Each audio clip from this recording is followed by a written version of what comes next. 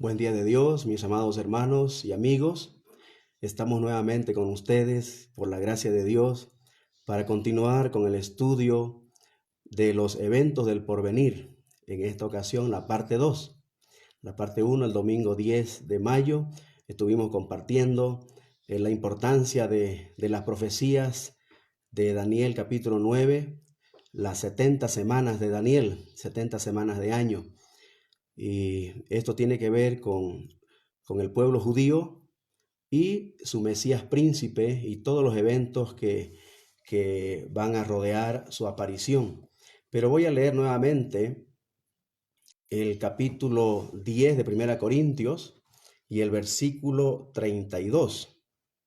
Dice así: No seáis tropiezo ni a judíos, ni a gentiles, ni a la iglesia de Dios. Encontramos aquí, como dijimos el anterior domingo, que Dios ve a la humanidad en estos tres grupos, de personas, ¿no? O están con los judíos o los gentiles, o están identificados con la iglesia de Dios. Entonces estuvimos hablando el anterior domingo pues sobre el pueblo judío, ¿no? Y lo que significa la profecía de las 70 semanas, ¿no? De este pueblo. Entonces, para mayores detalles pueden mirar el video de la anterior prédica. Entonces queremos en esta ocasión dar la bienvenida a todos ustedes para esta segunda parte, donde vamos a hablar ya de la iglesia de Dios, este otro grupo que Dios está formando, ¿no? En el presente. Ahora, debo empezar diciendo que los eventos del porvenir pues giran en torno al pueblo judío, ¿no? Y el reloj de Dios, de esta profecía, ¿no? De las 70 semanas que Dios reveló a Daniel, ¿no? Que tienen que ver con la aparición del Mesías príncipe y los eventos relacionados a su aparición antes de su reinado de 1000 años en la tierra.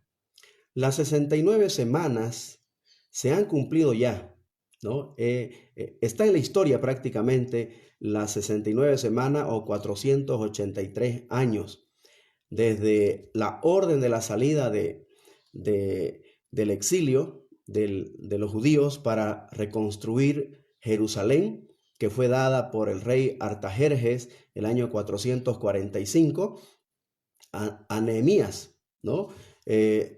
Entonces, hasta la muerte del Mesías, en el año 30 después de Jesucristo, ¿no? Se cumplen los 483 años o 69 semanas, tal como Dios le reveló a Daniel a través del ángel Gabriel, ¿no? En Daniel capítulo 9, versículo 24. Cuando los judíos rechazaron a su Mesías príncipe, ¿no? El reloj profético de Dios como que hizo una pausa, ¿no? Se paró en su programación que Dios tenía, ¿no? Para los judíos, y ha abierto la puerta a ambos pueblos, tanto gentiles como judíos, ¿no? A entrar y ser parte de un nuevo pueblo, ser parte de su reino a través de un nuevo pueblo que Él está formando, un pueblo celestial que viene pronto a llevar. Se llama la iglesia de Dios. La iglesia de Jesucristo o la iglesia de Dios es el programa de Dios para el presente tiempo. ¿Ya? En esta pausa por un breve tiempo con el pueblo judío, o sea, es esta brecha entre las 69 semanas y la semana 70, ¿no? Hasta que entre la plenitud de los gentiles. Dice el apóstol Pablo en Romanos capítulo 11, el versículo 25, dice: porque no quiero, hermanos, que ignoréis este misterio, para que no seáis arrogantes en cuanto a vosotros mismos, que ha acontecido a Israel endurecimiento en parte, hasta que haya entrado la plenitud de los gentiles. Entonces, endurecimiento en parte, ¿no? El pueblo de Israel está endurecido en parte, dando oportunidad a este paréntesis de que entre la mayor cantidad de personas por medio de la fe en Jesucristo a formar parte de este nuevo pueblo que es la iglesia de Dios. ¿sí? Después de este plan de redención para toda la humanidad, que terminará con el arrebatamiento de la iglesia, el reloj profético de Dios continuará, ¿no? Su programa con Israel, ¿no? La última semana, ¿no? La semana 70, que es conocida en la escritura profética como la tribulación. Este será un tema para compartir el próximo domingo, ¿ya? ¿Quiénes son o quiénes forman parte de la iglesia, de este nuevo pueblo que Dios está formando en este tiempo? Vamos a considerar su llamado y su formación, ¿ya? Efesios capítulo 2, el apóstol Pablo escribiendo a los Efesios, en el capítulo 2, versículo 11, dice: por tanto, acordaos de que en otro tiempo, vosotros los gentiles en cuanto a la carne, erais llamado incircuncisión por la llamada circuncisión hecha con mano en la carne. En aquel tiempo estabais sin Cristo, alejados de la ciudadanía de Israel y ajenos a los pactos de las promesas, sin esperanza y sin Dios en el mundo. Pero ahora en Cristo Jesús, vosotros los gentiles que en otro tiempo estabais lejos, habéis sido hechos cercanos por la sangre de Cristo. Porque Él es nuestra paz, que de ambos pueblos, judíos y gentiles, de ambos pueblos hizo uno, derribando la pared intermedia de separación, aboliendo en su carne las enemistades, la ley de los mandamientos expresados en ordenanzas, para crear en sí mismo de los dos pueblos un solo y nuevo hombre, haciendo la paz mediante la cruz, reconciliar con Dios a ambos pueblos en un solo cuerpo, matando en ella las enemistades. Entonces, encontramos que el apóstol Pablo en Efesios, todo el libro prácticamente habla de este misterio, ¿no? Que ha sido revelado, de que tanto judíos como gentiles vendrían a ser parte de un nuevo pueblo, un pueblo celestial, llamado la Iglesia de Dios. Entonces, la Iglesia de Dios aparece en escena después del rechazo del Mesías príncipe por su pueblo. San Juan capítulo 1 versículo 11 dice el apóstol amado que a los suyos vino el Señor Jesús, el Mesías príncipe, pero los suyos no le recibieron. Y si ustedes recuerdan, él fue rechazado y entregado por las autoridades religiosas a los romanos, quienes lo crucificaron. Y ellos dijeron: no reine este sobre nosotros, ¿recuerdan? Su sangre sea sobre nosotros, crucifícale. Entonces, al ser rechazado, Dios abrió las puertas para su reino a los pueblos, tanto gentiles como judíos, a las personas que por la fe en Jesucristo vengan a formar parte de este nuevo pueblo. El Señor Jesús habló de su iglesia como un proyecto futuro. Cuando Él dijo, por ejemplo, en Mateo 16:18, Él dijo: edificaré mi iglesia, hablando en el futuro. Y cuando Él resucitó y ascendió a los cielos, en Hechos capítulo 2, Él mandó al Espíritu Santo en cumplimiento de su promesa para formar la iglesia. Y la iglesia nace oficialmente en Hechos capítulo 2 y está siendo edificada como Él lo profetizó. Su proyecto futuro en el presente está siendo edificada ya por 2020 años, ¿no es cierto? Entonces, el Espíritu Santo es el que está formando la iglesia.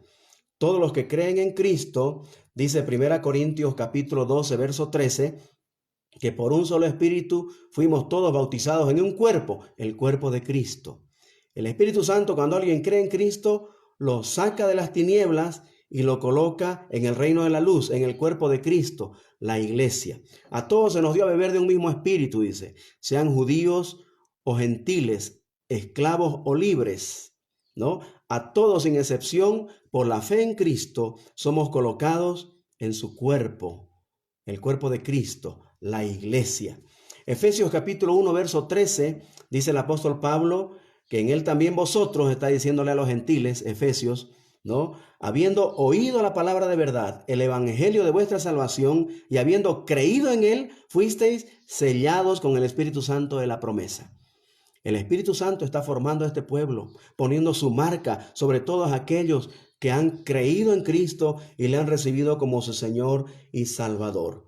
Entonces la iglesia está formada por esas personas que nacen de nuevo, como el Señor Jesús dijo en San Juan 3:3 a Nicodemo: el que no naciere de nuevo no puede ver el reino de Dios. Así que nacemos de nuevo cuando creemos en Cristo y le recibimos como Señor y Salvador.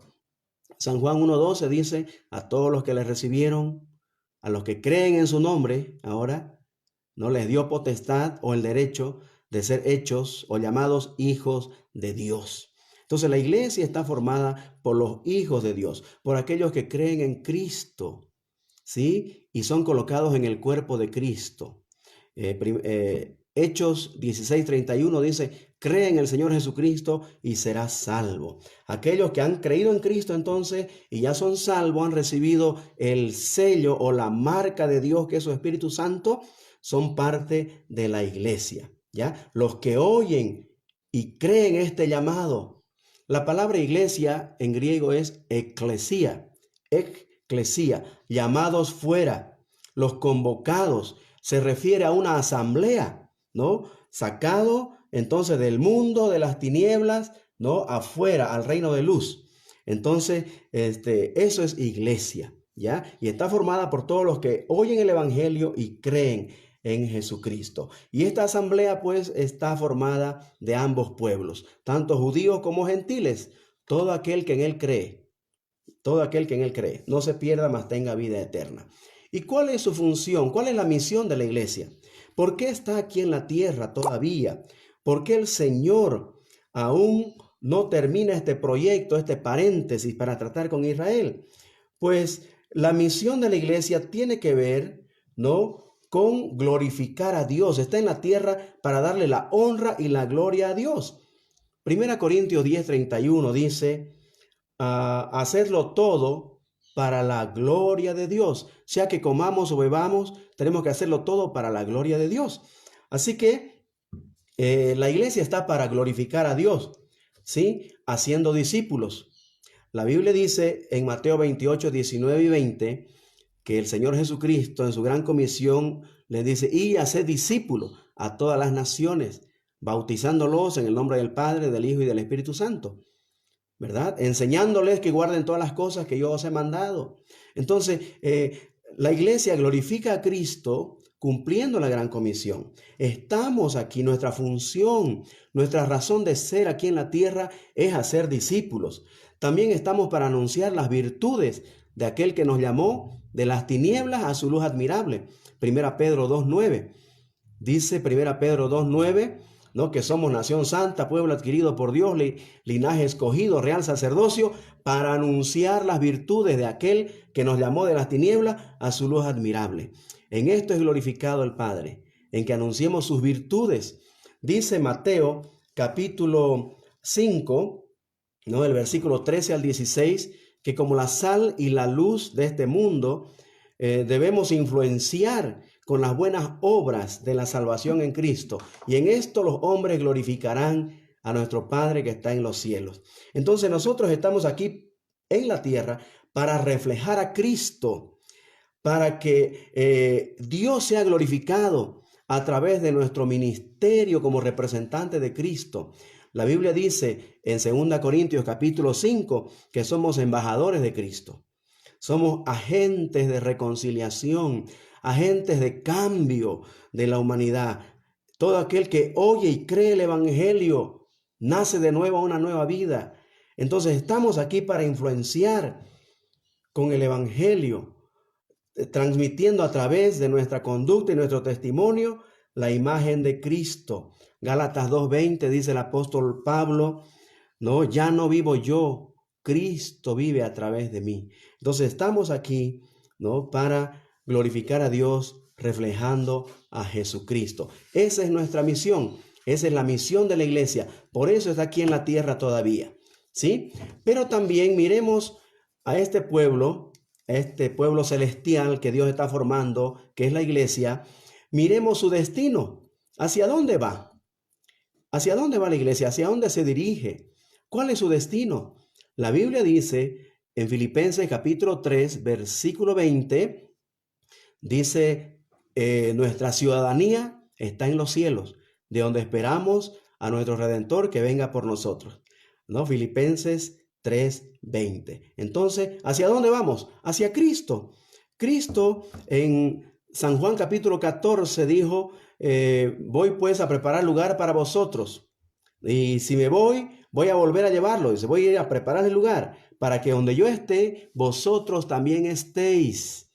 Mire San Juan capítulo 14, versículo 1 al 3, ¿no?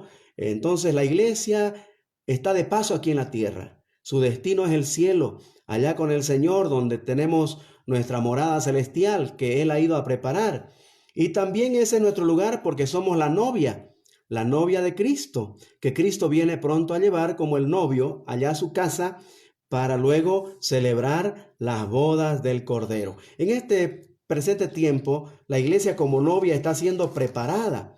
El apóstol Pablo les dice a los corintios, en 2 Corintios 11, el versículo 2, porque os celo con celo de Dios, pues os he desposado con un solo esposo para presentaros como una virgen pura a Cristo. Esa virgen pura está siendo preparada, la novia de Jesucristo que viene pronto a llevar para casarse. Entonces, el destino de la iglesia es el cielo, porque es la novia de Cristo. Se va a unir en matrimonio. Apocalipsis 19. Miremos qué dice Apocalipsis 19 sobre las bodas del Cordero. Allá en el cielo, cuando la iglesia sea arrebatada, se va a llevar a cabo las bodas del Cordero.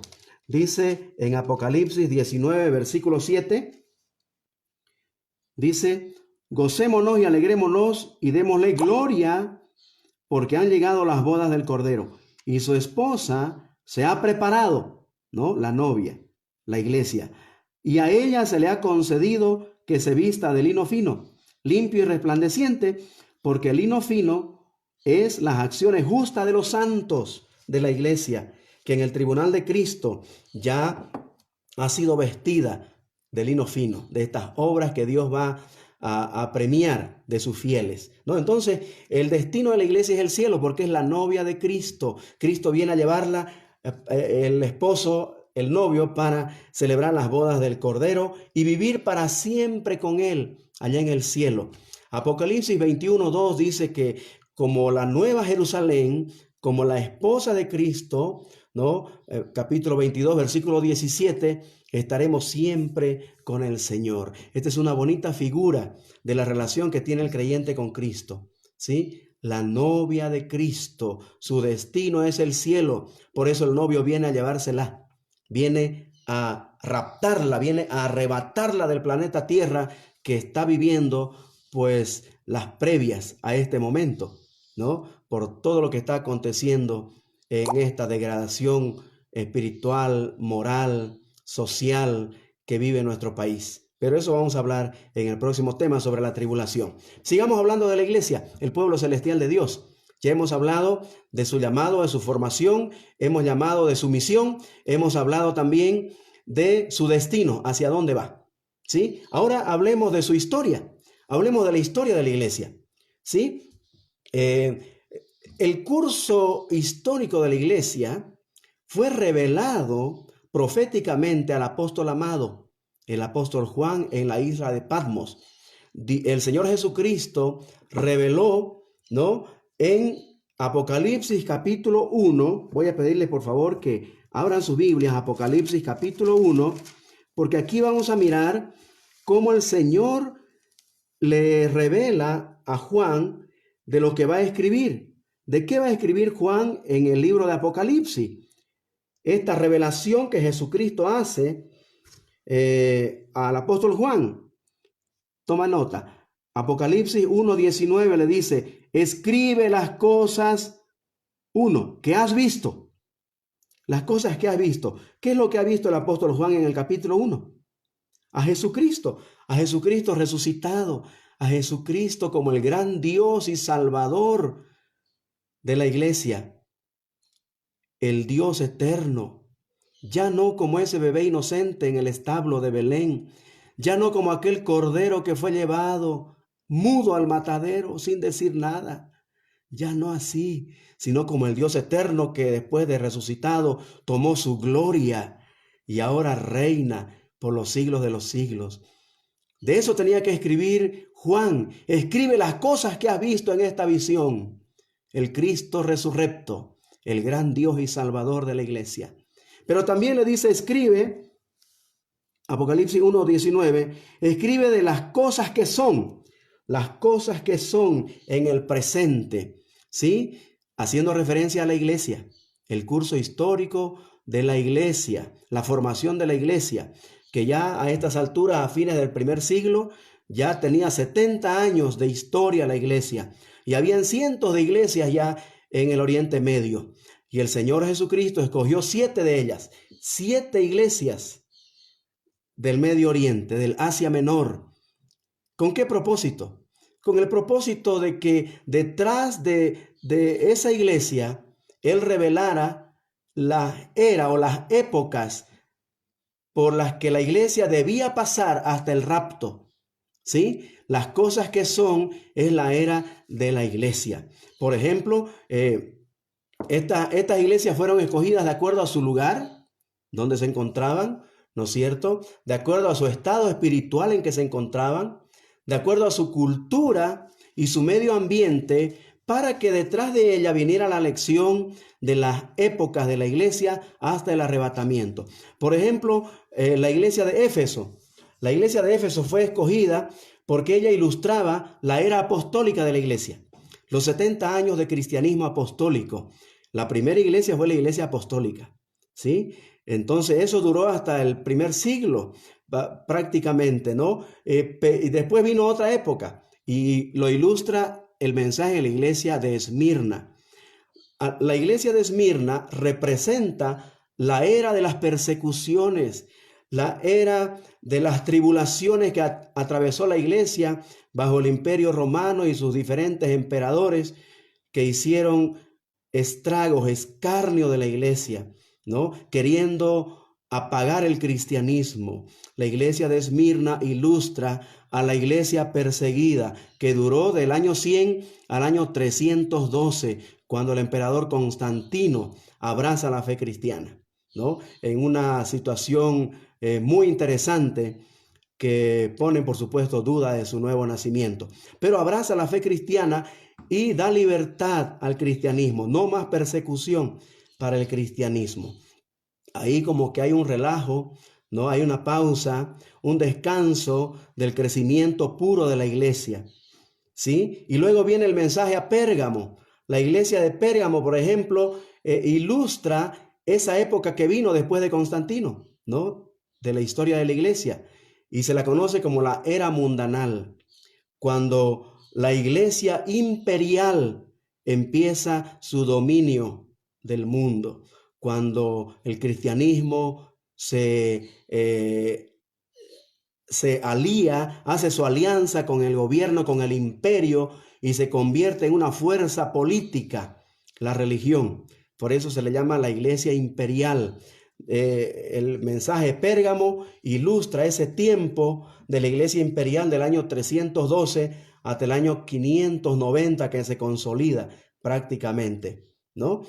También el mensaje a la iglesia de Tiatira, por ejemplo, ilustra la era del sincretismo religioso.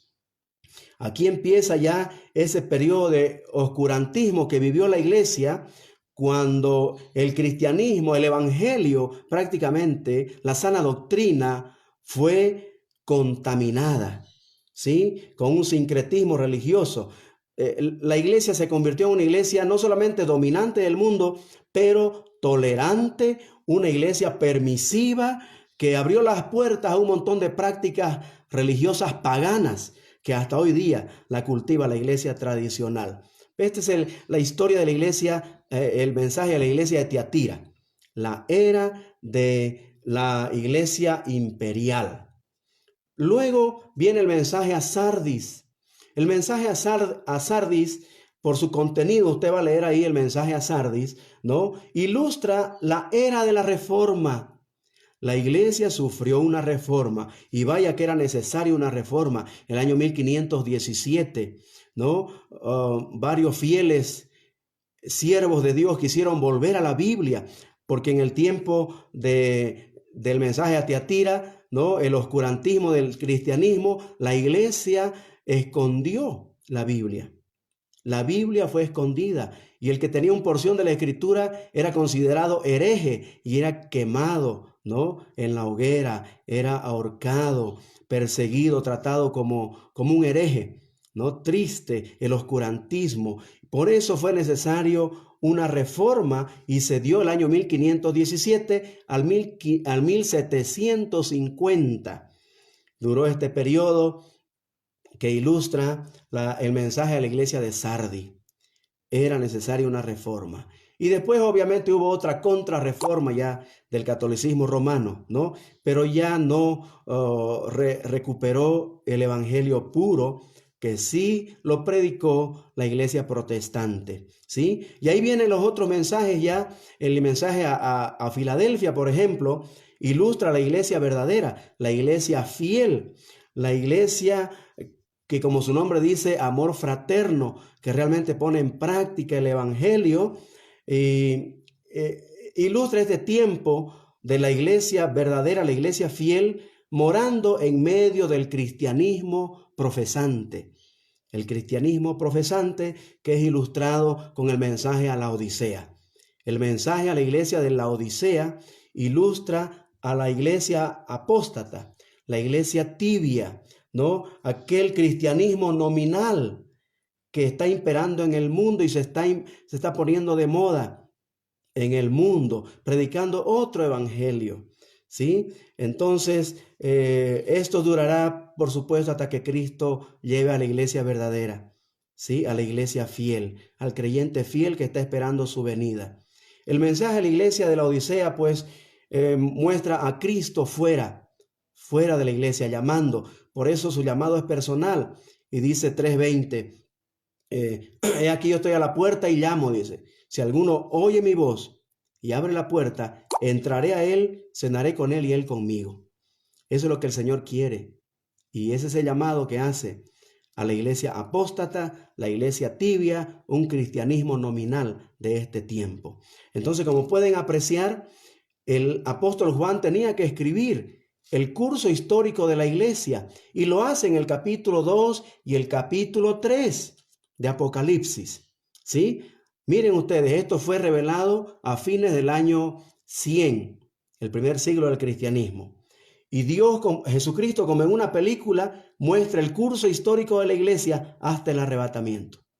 Ahora, el versículo 19 que estamos considerando de Apocalipsis 1, dice la última parte de lo que iba a escribir Juan en Apocalipsis.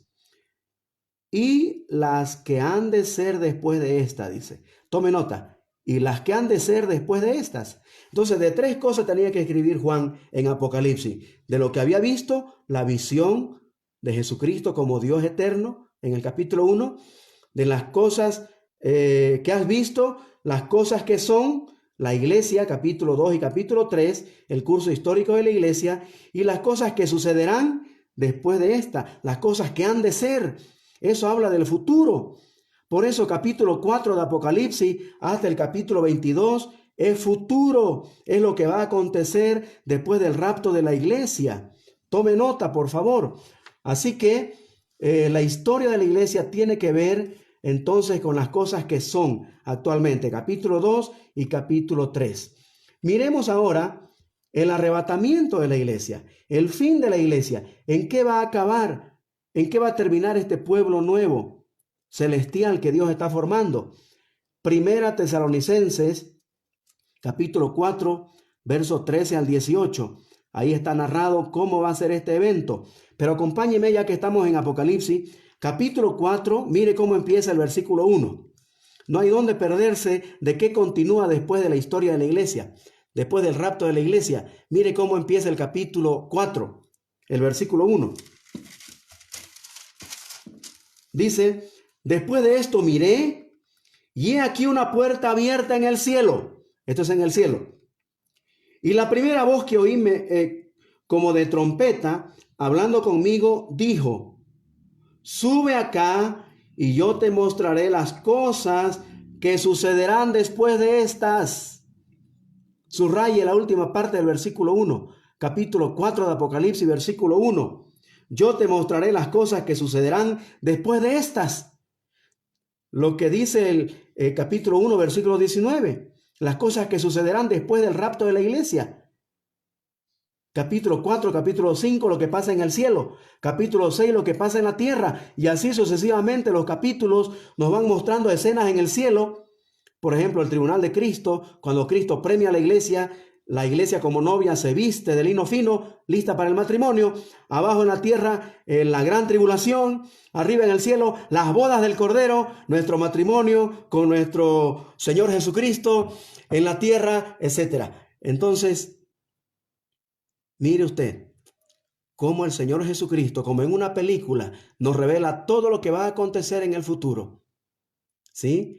El rapto de la iglesia está descrito en 1 Tesalonicenses, capítulo 4, versículo 13 al 18. Pero antes quiero que pensemos en el traslado de la iglesia, ¿no? La iglesia será trasladada a su hogar celestial. Y será trasladada por muerte física. Si usted muere ahora, si yo muero ahora, me voy directamente al cielo donde está el Señor Jesucristo. ¿Sí? Eso dice Pablo en Filipenses 1, 21 al 23. Dice que morir es ganancia para el miembro de la iglesia de Jesucristo, el que es salvo, el que ha creído en Cristo. La muerte es ganancia, porque partir con Cristo es muchísimo mejor, dice, que quedarse en la tierra a sufrir lo que estamos sufriendo, ¿no?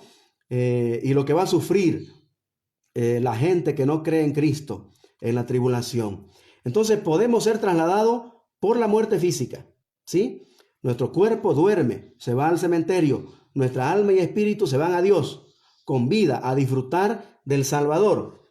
O podemos ser trasladados cuando Jesucristo venga en el arrebatamiento y nosotros que vivimos seamos transformados, seremos transformados. 1 Corintios 15, 51 y 52 nos muestra cómo va a ser esa transformación. En un abrir y cerrar de ojos, en un pestañeo, en milésimas de segundo, ocurrirá este evento. Los que estemos vivos seremos transformados en un cuerpo glorioso de resurrección, como el que tuvo Cristo al levantarse de los muertos, apto para entrar al cielo. En esta carne corrupta no podemos entrar al cielo. Tenemos que ser transformados. ¿Quiere ver cómo ocurrirá? 1 Corintios 15, 51 y 52. La transformación de nuestros cuerpos en el arrebatamiento. Vamos a mirar ahora la descripción de este evento. ¿Cómo será el rapto? Acompáñenme a leer todos juntos. 1 Tesalonicenses capítulo 4. Vamos a leer versículo 13. Versículo 13 empieza diciendo: tampoco queremos, hermanos, que ignoréis acerca de los que duermen. Duermen los cuerpos de los creyentes. Sus almas y sus espíritus están con Cristo, ¿ya? Su cuerpo duerme en el cementerio. Dice, para que no os entristezcáis como los otros que no tienen esperanza. Los otros que no tienen esperanza son los que no han creído en Cristo, los que no han recibido como Señor y Salvador. Por eso no tienen esperanza, ¿no? Y no hay consuelo para ellos cuando pierden un ser querido. Y el 14 dice, porque si creemos que Jesús murió y resucitó, ¿usted cree que Jesús murió y resucitó? Yo sí lo creo, ¿no? Él murió, fue sepultado, resucitó. Entonces dice, así también debemos creer que traerá Dios con Jesús a los que durmieron en él. Traerá Dios en el rapto con Jesús a los que durmieron en él. Los que están con Cristo, los que han muerto desde Pentecostés, desde la crucifixión en realidad, ¿no? Porque el Señor al malhechor que estaba a su derecha le dijo, hoy estarás conmigo en el paraíso. Entonces, desde la crucifixión de Cristo hasta el rapto, ¿sí? Los que han muerto vendrán con Cristo a tomar sus cuerpos, ¿sí? Los vivos seremos transformados. Bueno, sigamos leyendo. El 15 dice, por lo cual os decimos esto en palabra del Señor, que nosotros que vivimos, que habremos quedado hasta la venida del Señor, no precederemos a los que durmieron, Porque el Señor mismo, con voz de mando, con voz de arcángel y con trompeta de Dios, descenderá del cielo y los muertos en Cristo resucitarán primero, dice. Los muertos en Cristo tomarán sus cuerpos en la resurrección en primer lugar. Y luego el 17 dice, nosotros que estemos vivos. Luego nosotros los que vivimos, los que hayamos quedado, dice, hasta la venida del Señor, seremos arrebatados juntamente con ellos. Seremos arrebatados juntamente con ellos en las nubes para recibir al Señor en el aire. Así estaremos siempre con el Señor. Versículo 17. Primera Corintios 15, 51 y 52 nos muestra cómo seremos transformados antes de ser arrebatados de la tierra, en un cuerpo glorioso de resurrección, apto para entrar al cielo. Pero junto con los muertos en Cristo, subiremos a las nubes, dice, ¿no? A recibir al Señor en el aire. El rapto de la iglesia, el arrebatamiento de la iglesia, ocurre, este evento solo para la iglesia, para los que son salvos. Son quitados del planeta y juntos recibimos a Cristo en el aire, tanto los muertos resucitados como nosotros transformados. Entonces, este es el evento del arrebatamiento de la iglesia que en cualquier momento va a ocurrir. Las condiciones están dadas para ello. Vamos a estudiarlo cuando hablemos de la tribulación y las previas a la tribulación. Cómo se prepara el mundo para este evento. Pero antes de eso, la iglesia tiene que ser quitada del planeta. ¿Sí? Tiene que ser arrebatada por su novio. El esposo viene, Jesucristo, a llevar a su novia que lo espera para irse a su hogar del novio, del esposo, a unirse en matrimonio. Qué figura más linda. El versículo 18 dice, Primera Tesalonicenses 4:18, por tanto, alentaos los unos a los otros con estas palabras. Estas son palabras de aliento, de consuelo y esperanza a quienes hemos creído en Cristo. Pablo dice en Tito 2:13 que es nuestra esperanza bienaventurada. La manifestación gloriosa de nuestro gran Dios y Salvador Jesucristo que esperamos es nuestra esperanza bienaventurada. Es la bendición final que esperamos aquí en la tierra. ¿No te gustaría ser parte de este evento trascendental? ¿No te gustaría formar parte de la iglesia y ser arrebatada de aquí, de la tierra, para irte al cielo? El ser trasladado al cielo, a estar con Cristo, libre de lo que pasará en la tierra con los que se queden en la gran tribulación. Yo te animo a ser parte de la iglesia ahora. Cree en Jesucristo, recíbele como tu Señor y Salvador y serás parte de ella. La Biblia dice, cree en el Señor Jesucristo y serás salvo. Mas a todos los que le recibieron, a los que creen en su nombre, les dio potestad de ser hechos hijos de Dios. Dios quiere adoptarte como hijo. Dios quiere salvarte de la condenación eterna por el pecado. Dios quiere hacer de ti una nueva persona, una nueva criatura que Él viene pronto a llevar. ¿Por qué no abrirle tu corazón ahora y recibirle? La Biblia dice en San Juan 5:24, el que oye mi palabra y cree, tiene vida eterna, no vendrá a condenación y ha pasado de muerte a vida, será salvo y será marcado, sellado por el Espíritu Santo. Efesios 1:13 dice, en él también vosotros, habiendo oído el evangelio de salvación, ¿no? La palabra de verdad, fuisteis sellados, y habiendo creído en él, fuisteis sellados. El Espíritu Santo quiere marcarte, quiere poner su sello en ti, su presencia, el Espíritu Santo. ¿Por qué no venir a Cristo ahora y ser salvo? Y si tú un día atrás de repente has recibido a Cristo y te has apartado, estás lejos de Dios, lejos de la comunión, lejos de disfrutar la intimidad con Él, ¿por qué no te reconcilias ahora? Recibe a Cristo, reconcíliate con Él, prepárate para ir al encuentro de tu Dios, que en cualquier momento Él viene por nosotros. Quiero dejarte con este desafío, pidiéndote, querido hermano fiel, que sigas velando, porque el Señor en cualquier momento vendrá. Él lo dijo, velad porque no sabéis el día ni la hora cuándo vendré. Que el Señor nos encuentre listo para irnos con Él, amando su venida. ¿Sí? Que el Señor te siga bendiciendo y el próximo domingo, si Dios lo permite, miraremos lo que pasará con los que se queden. ¿Qué pasará con los que no han recibido a Cristo ahora y se quedan a pasar, a vivir la semana 70, los 7 años de tribulación? Que el Señor te bendiga y gracias por tu sintonía.